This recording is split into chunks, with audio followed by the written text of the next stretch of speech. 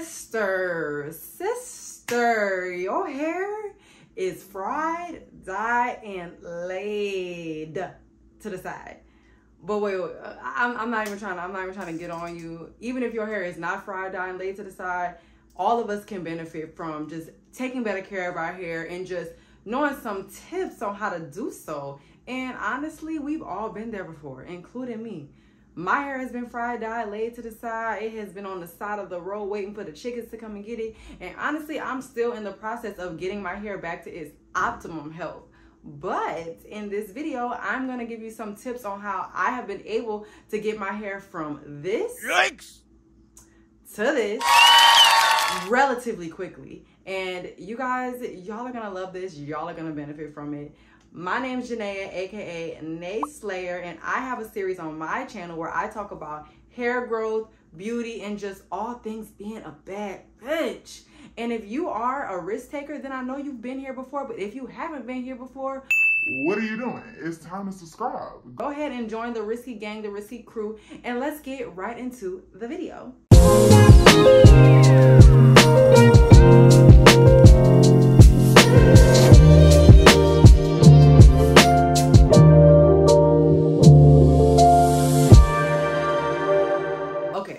The first thing that I did that was basically me recovering my hair from the damage that it was experiencing was I stopped bleaching and coloring my hair. Now, I know a lot of people don't want to hear that, and like, I'm not saying that you can't have healthy bleached or color treated hair, but let's be honest, like, to have the optimum amount of health and just texture and just bounciness, bleaching is just not gonna cut it, honey. Like, let's be serious.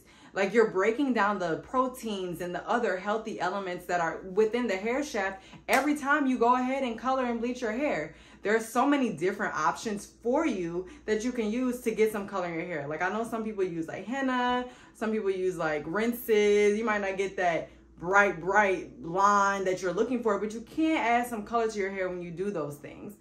I, for one, have like opted into like wearing like wigs or doing different things when I want to like do like fun styles with my hair or different colors.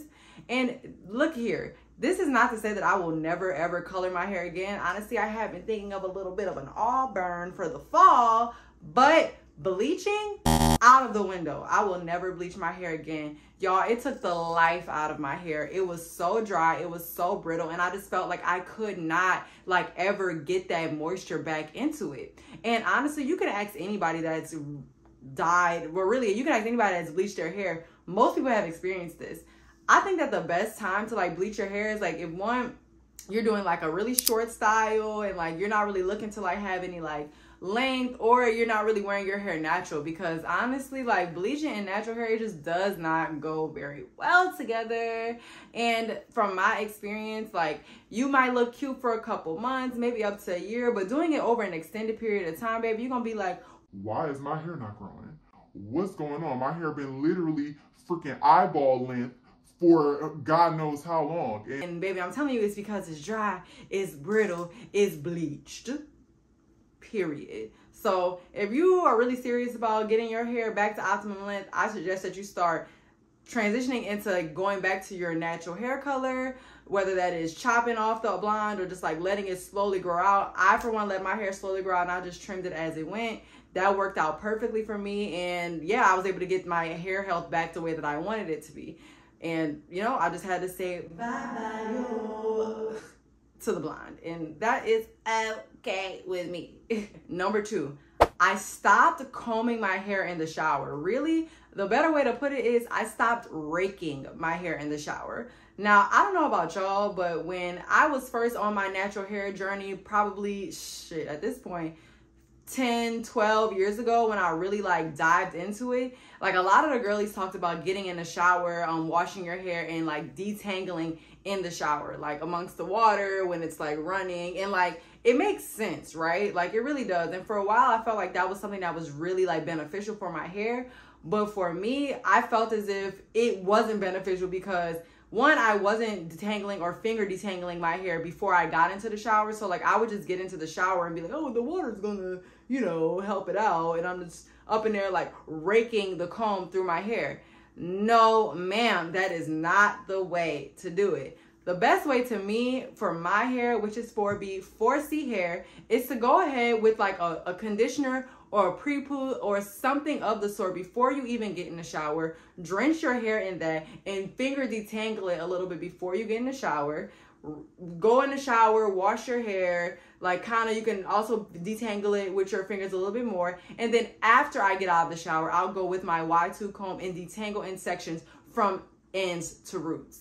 That has been the best way for me to maintain my length. Going in the shower and just instantly with dousing my hair with conditioner and just trying to like brush it in the shower, that has not worked for me, y'all. Like, I've experienced so much breakage with that. I will be wondering why my sink is always clogged up or why I'm losing so much hair when I'm in the shower. Like, literally my balls of hair have gone from like looking like this when I wash my hair to looking like this, just because. Look, I know that we're going to lose some hair when we go to the shower, but sometimes, baby, it's not normal. Don't convince yourself that these big ass balls of hair that you're losing when you go to the shower to wash your hair is normal. Baby, I'm here to tell you it is not normal, and you are breaking your hair off. At the rate that your hair is growing, you're also breaking it off. So that's why you're not seeing any length. That's why you're not retaining any length, or that's why every time you go to get a trim, your hairstylist is like, oh, babe, but we got to cut it up to your eyeballs again. No. So stop breaking your hair in the shower. It's not beneficial. It's not working for you. It is detrimental to your hair health and your hair growth. Number 3, I started doing low manipulation hairstyles or low tension hairstyles. So as you may know, when you wear your natural hair, sometimes like you might not like the way it looks when you do it. It's a lot of trial and error with that. So like you might do a perm rod set, it might not come out that well, and you think that, oh, I need to like wash my hair the next day and do something else. That, not very good. I always recommend to try to do styles that will last your hair at least a week so you can keep your hands out of your head. The best thing you could do is keep your hands out of your head, because the more that you are messing with it, the more that your hair is prone to breakage, okay? And with these low tension styles, I know a lot of us like to go ahead and like slick our hair back. I too am a fan of a good slick back every now and then. It saves the day. But the best thing you can do is keep your hair free of being in these ponytail holders or like really slick back styles like on a regular basis, because I mean, you'll end up having breakage around your edges, like around where the ponytail holder is, like even in the middle of your hair. Like, it's not worth it. I promise you, it is causing you to lose your hair. I like to opt for like twist outs like this one, or perm rod sets and flexi rod sets that, like I said, I've mastered them, so I can make a perm rod or a flexi rod set last me a week to a week and a half. And keeping your hands out of your hair for that long, chef's kiss, mama. Like, you literally are letting your hair grow, you're letting your hair breathe. Like with the twist out, these little froey hairstyles, like there's nothing in my hair right now that is restricting it. I have no ponytail holders, I have no bobby pins, nothing. It's just free, wild, young, wild, free. Like, think of that. Those are the types of styles that you want. I feel like, you know, they always say like, oh, like braids are protective hairstyles and da-da-da. And I'm not saying that braids aren't a good option. I love my braids. You can keep them in for like a month, over my however long. But I mean, let's think about it. You're still like adding tension to your hair that will be pulling on your hair for at least a little while until it grows out a little bit. So your best bet is always a nice, good fro. And you can style it in any way to make sure that that fro, it lasts and it looks a way that is presentable and cute and comfortable to you. Let's kick the high tension, heavy manipulation hairstyles. I'm not saying that you can't do them every once in a while, but for that to be your go-to, no ma'am, you don't want your hair to grow. Number 4 piggybacks off of number 3, finding hairstyles that will last you at least a week. Like I said, perm rods, flexi rods, braid outs, twist outs. Even if you are straightening your hair, like make sure you're straightening your hair in a way that you could preserve it for a week. Like, I know when I get a silk press or something like that, baby, I am pin curling, wrapping my hair every night, doing something that is going to make sure that my hair is preserved, so I don't have to be messing with my hair every day. Like, I'm not a person that's going to go wake up every morning and add some more heat to my hair. No, ma'am. And we all know that that's not a good idea. I don't even have to tell you that that's a terrible idea. We just do it anyways because maybe we were lazy the night before and we didn't properly go to sleep with our hair in a way that it will look good the next morning. Like, you have to do something with your hair that night so that when you wake up for several days in a row, like, it will still be somewhat presentable without you having to add heat or extra manipulation to your hair in a way that will cause breakage, heat damage, or anything that will be detrimental to your hair growth. So yeah, let's do things that will keep our hair lasting and looking cute, because at the end of the day, I'm just a girl, you're just a girl, we're just girls. We want our hair to look cute. Let's do it in the healthiest way possible. 5, getting regular trims, but not too often, okay? So with this one, y'all, I have been on both sides of the spectrum, okay? I have gotten way too many trims and I have gotten way too little trims. You have to find a healthy ground that works for you. Honestly, to know how often you need to be getting your trims is really solely correlating with, how you're taking care of it. Because sometimes you might need to get those trims really often because you're not taking care of your hair and because that breakage is happening. So consult with a hairdresser, but at the same time, some of these hairdressers be real, scissor happy. You know when your hair need a trim. You know when it don't need a trim. But for me, when I'm really taking care of my hair, honestly, trims, I like to get a trim every 4 to 6 months. Like, that works for me if I'm really taking care of my hair with a low tension styles. I'm keeping it moisturized. I'm doing everything that I say that I'm supposed to do with my hair. 4 to 6 months is fine. Like, if you're getting your hair trimmed every 4 to 6 weeks or something like that, baby, you cutting all your progress off. Now, unless you just like your hair a certain length, that's fine. But like, if you are in the business of trying to really grow your hair out, get some optimum length, reconsider that 4 to 6 week time period of you getting the trim. 4 to 6 months works for me. Long as you're doing the things that you're supposed to do, that should be enough. Number 6, deep conditioning when needed. So this is kind of also like the trim situation. I used to deep condition my hair too much and leave that shit in for too long. If you are deep conditioning your hair and it's not an overnight treatment mask, there's no reason for you to be overnight treating your hair, okay? Like, you don't have to go to sleep with the deep conditioning your hair. You're being lazy. Let's say it together. You're being lazy. I used to do that shit all the time. Like, I'll be like, I'll take a shower and then I put the deep conditioner, I leave it in overnight. Like, no. Honestly, if the product does not call for that, like, you could be damaging your hair. You could be overstimulating your hair. Like, let's not do that. Like, if it says it's a deep condition that you could put it under a cap, sit underneath it, under the hooded dryer for X amount of minutes, take it out, rinse it out, use the product as directed. Now, sometimes you can get away with putting a deep condition in your hair, like going run some errands for a little bit, maybe like an hour or so, 2 hours. That can probably suffice or replace like sitting under the hooded dryer. But leaving the deep conditioner in your hair for 6 to 8 hours when you sleep or something like that, like, that's never okay unless the product calls for something like that, or if it's an overnight treatment mask. So let's stop doing that. Next, you definitely need to understand that deep conditioning your hair is not something you have to do every time you wash your hair. Me, for instance, I wash my hair once a week, once every week and a half. I don't deep condition my hair every time I wash my hair. I'll just condition it, yes, every time I wash it, but I don't deep condition my hair every time. Sometimes I recognize that I am overloading my hair with protein when I do that, because a lot of these deep conditioners have a lot of protein in it. And when I'm protein overloading my hair, it makes it really dry, it makes it really brittle, which 1 + 1 = 2. Breakage, okay? We don't want that. So look and see what works with your hair. Try out different things. Like, I know that once or twice a month is good enough for me with deep conditioning my hair. Yeah, like, I'll try not to do any more than that, but I definitely try to make sure that I am deep conditioning my hair. I try not to be too strict about it. If I miss a month, oh well, but I try to do it at least once or twice a month for optimum hair health. My hair loves it. Like, keep it cute, keep it simple, keep it very demure. Number 7, try to stay with the same products, okay? Now, as a formal product junkie, I know this is hard. I know this is hard. Girls, we love to try different styles. We love to try different products. Like, we in the store, we like, ooh, Camille Rose Naturals just dropped something. Ooh, Mayel just dropped something. Ooh, ORS just dropped something.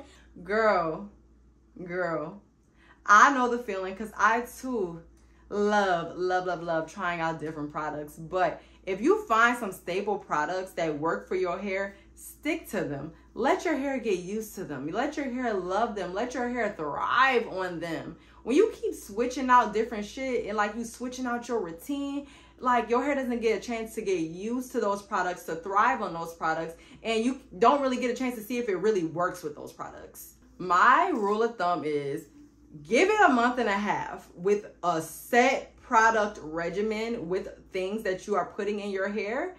See if it works. If it doesn't work, then let's go ahead and switch it out. Like, honestly, obviously, if the hair products, when you first use it, it's like a hell no, then obviously don't do the month and a half, you know, trial and error. But like, if it's like kind of working, trying to see the vibes, like give it a set, like, you know, whatever of products, like a month and a half.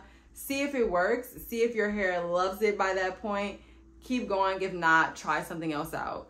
Like the whole like trying different things all the time, like your hair will not thank you, okay? Your hair will not thank you. Like, we are creatures of habit. Our hair is creatures of habit. We like to have the same things. We like to try the same things. Let's give our hairs the same things, okay? And you'll also save some money doing that, because we all know how expensive a product junkie habit can get. Number 8. This one is obvious, but little to no heat, okay? I'm not saying that you can't enjoy your hair. I definitely used to be a girl that would never put heat on my hair. I used to be so against it. But y'all, what's the point of having hair if you can't enjoy it? What is the point of having hair if you can't enjoy it? I'm just saying, don't go overboard. I honestly, like, I love my natural hair. I love my fro. I love my styles. I try not to put direct heat on my hair. Like, I probably put direct heat on my hair maybe once every 3 to 4 months. That's enough for me. Now, you might be a girl that's like, oh, I want to straighten my hair at least once a month, maybe once every other month. That's cool. Just make sure that you're using the proper products to do so, like a heat protectant or a conditioner that specifically is for when you are going to be putting heat on your hair. I, for one, like, I don't really like straightening my hair that often myself. I prefer to go to, you know, get it done, because I know if they do it, it's gonna come out bomb. But, you know, sometimes I do it at home. Like, it's not saying that I can't do it. I for sure can do my own hair at home. But, you know, I just think that obviously when you put too much heat on your hair, you lose, like, no matter what you do, like, you're gonna lose a little bit of those proteins that are keeping the hair nice and coily.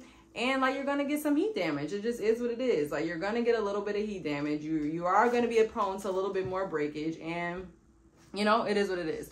Some people also do experience, I know, with straightening their hair, that they're able to retain their length a little bit better, because, you know, the hair is like straightened. They don't have to go through like the rigidness of having all that texture, which sometimes prevents the hair from being moisturized as good as it can be because of the moistures and the oils that come down from your scalp. I understand that. My thing is just, if you're going to straighten your hair, then I would opt for straightening my hair and like not washing it for at least maybe 2 to 3, maybe like 2 weeks, so that you're really getting the duration of that silk press or of that style, and you don't have to keep straightening your hair. It's really just the constant keeping of straightening your hair. Like, your hair is going to thin out over time. You're going to lose some of that volume. You're going to lose some of that texture. And if you're somebody that wears like just your hair, like you're not putting personality pieces or things in your hair, that's going to be annoying. That's going to frustrate you. You're not going to like that. So little to no heat definitely has helped me. Rule of thumb, 3 to 4 months. That's just what works for me. But like, do what works for you. Okay, number 9. Washing my hair once a week. I stopped co-washing. Y'all remember the trend of like co-washing your hair? I used to be very, very, very much on board with that. Like, especially in the summer, or especially when I was like heavily doing like sports and whatnot. Like when I was sweating my head every couple of days to every day at one point, I would co-wash my hair. That don't work for me. That's too much manipulation. Honestly, that's too much water. That's too much moisture. I have 4B, 4C, kinky African American hair. It does not call for me to put water and conditioner on my hair every single day. Now, a little spritzy spritz, that's different, but like dousing my hair with water, co-washing it every day, like that's just too much for me. And that honestly is probably too much for you too. Keeping it simple and washing my hair with a sulfate-free shampoo once a week And you doing maybe a deep clarifying shampoo once a month is what works best for me. It is simple, it keeps my hair clean, it keeps my scalp clean, and my hair loves that. Like, I don't experience dry brittleness. Like, when I was co-washing often, following behind different YouTubers, not trying to do what I, think works for my hair, just following different trends, I found that my hair would be very dry. Even when I would be styling my hair, I'd be like, why is my hair so dry? Girl, it's because you co-washed it. You co-washed it for the last 3-4 days in a row, and now you're trying to go and do a perm rod set, and it's like your hair is like, no, I need to have a regular shampoo, and I need you to go ahead and give me a deep conditioner because you done stripped everything of it. Because I think what people don't realize is that co-wash is still like somewhat of like a wash, right? You're still stripping your hair, and sometimes people will just co-wash their hair and not go in with any like regular conditioner afterwards and whatnot, and like that just didn't work for me. That didn't work for me. So get you a schedule with washing your hair once a week. I told you once a week to like once every week and a half, like it will work for me, and my hair loves that, and I continue to do it till to this day. And the last tip for this video that has helped me grow my hair back from being fried to the side to a very flourishing natural is I started giving myself scalp massages and hot oil treatments. Y'all, now I know y'all remember, y'all mama probably used to give y'all hot oil treatments, okay, when y'all was younger, and y'all probably got away from it. And that's okay. That's okay. I feel like a lot of creators and a lot of people kind of made us feel like oil on our scalps clogs our pores and whatnot. And believe what you can believe. I can only estimate what has worked for me. Putting some hot oil on my scalp, or even just some oil on my scalp, and just going in and massaging my scalp, like, really has stimulated hair growth for me and thickness in my hair. It feels so good. And also I obviously love to do it on a clean scalp, so like I just feel like it penetrates my scalp, it goes down into the hair follicles, and I feel like it really helps promote hair growth. Like, when you are massaging your scalp, like, you are stimulating the blood flow to come to your hair, and when the blood flow comes to your hair, that is what helps your hair start like pushing those follicles and that hair strap out of the pores of your hair. And obviously, you know what that results in is your hair getting longer. So opt for some hot oil treatments, and it's just obviously a very amazing self-care thing. Like, it is so amazing. It helps me feel good. I try to do this at least once a month. Probably when I do like my deep conditions, once or twice a month, I like to do it. And my hair thanks me. It loves me, and I've never regretted doing a hot oil treatment. So, okay, so those are my 10 tips from how I got my hair from looking like this to this. And y'all, thank y'all for watching. I hope you guys learned something. I definitely probably have some more tips. Actually, I know for sure I have some more tips on how to grow your hair back, take really good care of it. And if anybody in the comments has any more advice for growing your hair out and just giving us the best love we can for our black kinky hair, then please leave it in the comments. I would love to know. And once again, if you are new here, please subscribe. If you got any value from this video, like, put a comment. And Risky Gang, thanks for being here once again and helping us grow this channel and get some value in this community. I love you guys, and I will see you in the next video.